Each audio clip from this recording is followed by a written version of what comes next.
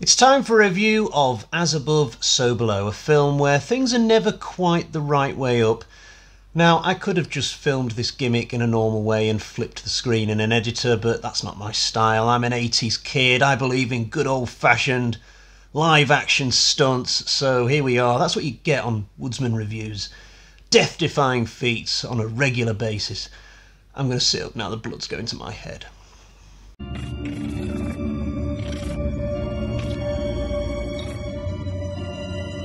As Above, So Below is a 2014 subterranean supernatural horror film. It is a found footage. I guess that might put some people off straight away. So if you're leaving me now, thanks for stopping by. I will say though that my whole channel is technically found footage. I don't tell you about any of these videos. All of it is footage that you just happen to find on the internet, on YouTube. I guess I don't wiggle my camera around in a really nauseous fashion, which is why some people don't like found footage. But anyway, As Above, So Below is about a young alchemy scholar called Scarlet who is on a lifelong mission to find something called the Philosopher's Stone. Now, if you've seen a few Harry Potter films, you might be familiar with what this is. I'm trying to actually remember which Harry Potter film the Philosopher's Stone was in. I think it was Harry Potter and the Goblet of Fire. But actually, I think it might have been the film that was actually called Harry Potter and the Philosopher's Stone. That would make more sense, actually, come to think of it. So Scarlet goes to Iran at the start of this film and finds a clue called the Rose Key, which tells her that the stone is hidden somewhere in Paris under the ground. I guess if you wanted to hide the secret location of your powerful stone for thousands of millennia, leaving the only clue 100 feet under the ground in Iran would be a good way to go about that. It sort of begs the question, why leave a clue at all? Although we can't get into the head of Nicholas Flamel at this stage, sadly. I'm not sure if it's specifically stated in the movie as to how Scarlet knows that there's going to be a clue in Iran. What was the clue that led her to the clue, if you see what I mean? But anyway, she ends up in Paris, and this is where the bulk of the main film begins. Scarlet immediately sets out to gather up a motley crew of old friends, tour guides, French nightclubbers to assist her in this expedition she needs to go on into the catacombs beneath Paris. But of course, this being a horror film, everything is not going to go according to plan. There will be infighting, there will be claustrophobia, there will be tight tunnels, water, traps, and even a dose of the supernatural, a very large dose of the supernatural actually.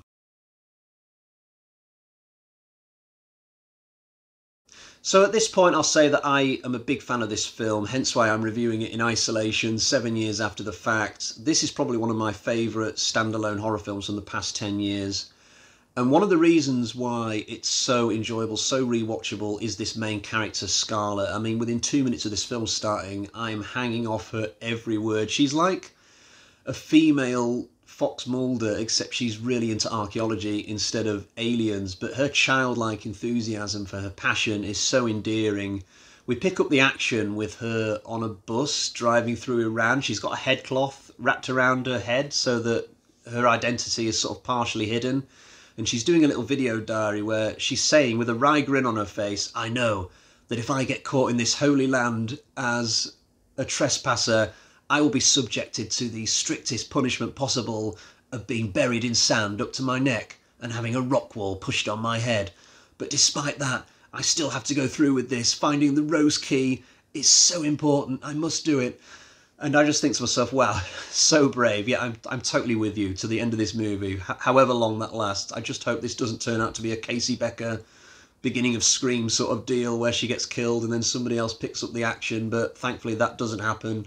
When Scarlet gets to Paris, she does this other little video diary segment where she tells the audience that she knows 4 languages and also 2 dead ones. I love that little addition at the end there.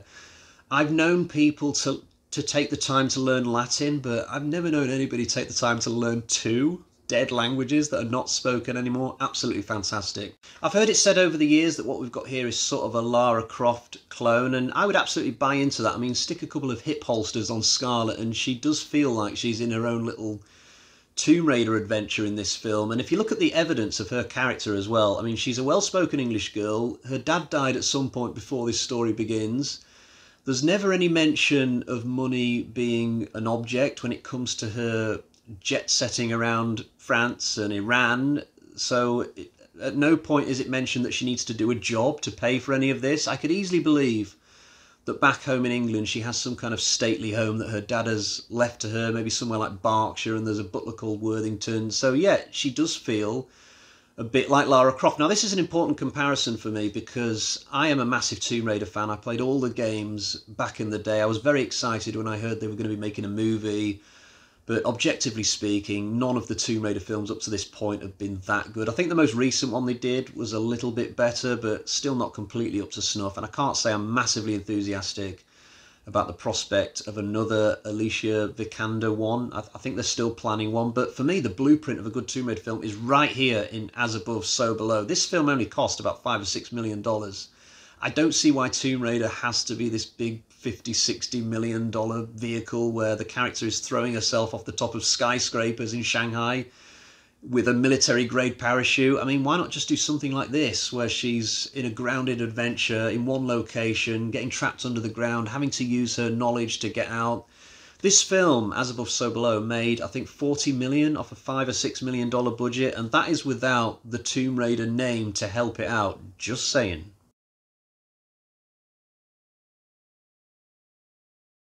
But getting back to the film, it's a really exciting opening that you get to this, watching Scarlett go under the ground in Iran and knowing that the Iranians are going to be blowing up these chambers at any moment, so she has to get the clue as quickly as possible or she could be buried alive. There's also the threat of the nearby militia and that punishment that I mentioned earlier if she gets caught. So this film just grabs you so well right at the start. Marry all this with Scarlett's infectious personality and you've got a hell of a movie brewing straight away. And then when matters move to Paris, it's no less captivating. Anytime I watch a horror film with characters going down under the ground into tight claustrophobic spaces, I am sold. I mean, I love this subgenre of horror. Anything like this or The Descent. I mean, you could take the supernatural stuff out of As Above, So Below, and there would still be a great horror film there. Say it was just a bunch of people who went exploring the catacombs to put graffiti tags up or something and got lost. I guess you wouldn't have the Scarlet character in that situation, but still, it would work doing it like that as well. In The Descent, if you take the monsters out of that film and just have it be about a group of potholers who get lost, you would still have a great horror film on your hands. Anytime I watch something like this, every step the characters take that takes them deeper underground, further away from the surface, my sense of dread is rising up more and more with every minute that passes. This is what would go through my mind if I was in a situation like that. Every time I crawled through somewhere tight or climbed down a shaft, I'd be thinking, oh, how much further am I getting away from the surface now? The characters in this film are very believable as well. There's no annoying arseholes who have just been thrown in there to stir up some trouble. Some of the characters get ratty, sure, but in believable ways. All the characters seem to have a function.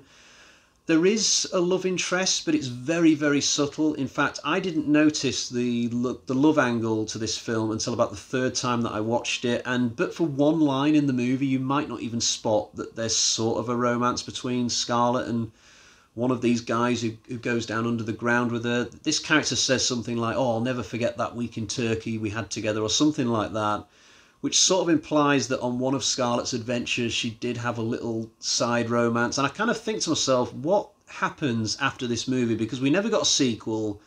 I used to feel quite sad about that, as if this should have been the first of a series of adventures, a bit similar to Robert Langdon in the Da Vinci Code series. But now that I've spotted that line about the romance, I kind of think to myself, well, maybe this is just the logical end to the story once Scarlett gets back above ground. Maybe it was just the Philosopher's Stone which drove her because of the link to her dead father, because her dead father used to search for it before her.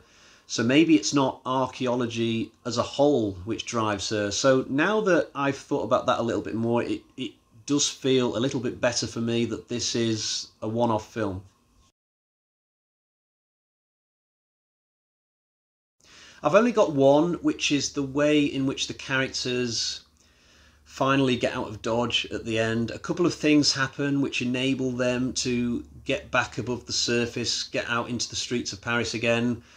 But every time I see these little bits, they just feel a little bit too far. This is probably the only part of this film which just pushes things beyond an acceptable level of believability. The rest of the movie copes very well with the supernatural element. There's always a danger in a film like this where you can build up lots of claustrophobic feelings in your viewer, but then when the supernatural stuff comes along, that almost reminds the viewer that this isn't a real thing, and oh, phew. But that's not the case with As Above, So Below. If anything, the combination of found footage and the supernatural just heightens the dread rather than lowers it. It's just the way that it's been filmed. It's very, very stylistically made, and the catacombs themselves look great. I don't know if they were filming this whole thing down beneath the ground under Paris, but it feels that way. I saw another film the other day called The Pyramid, which is slightly similar except set in Egypt, but that whole thing just feels like a film set. It does not feel like they are under the ground in Egypt at all. Not so with As Above, So Below. It really does feel like you're descending into the depths of hell with these characters. So I'll quickly show you the version of the film that I have for this. It's only a bare bones Blu-ray. It's the best that you can get for this film. I would love there to be some features on this, an audio commentary, things like that, but it is at least a really good presentation. It's a really sharp, crystal clear version of the film. I don't know if you can see it on the camera, but I've got a few specks of paint on it. We were decorating the other day and this was like next to the TV. I forgot to put it back on the shelf, so a bit reckless of me, but it didn't ruin the whole thing. Right, let's get to the bag of terror and find out what sort of score I'm going to give for this movie. So we got 1, 2, 3, 4, 4.5 bloody axes out of 5. I don't know if you can see them all, but there they are, 4.5. And I might have even gone to masterpiece level, but for the fact that the ending doesn't quite work for me. But still, I absolutely love this film. It's one of my favourite discoveries of the past few years. I'm sure I will watch it many more times in the future. If you've not seen it, give it a try. Even if you don't like found footage films, I don't think this one will piss you off as maybe some other found footage films have. So I'll leave it there for today. I'll be back soon with another review. Until next time, cheerio, bye-bye.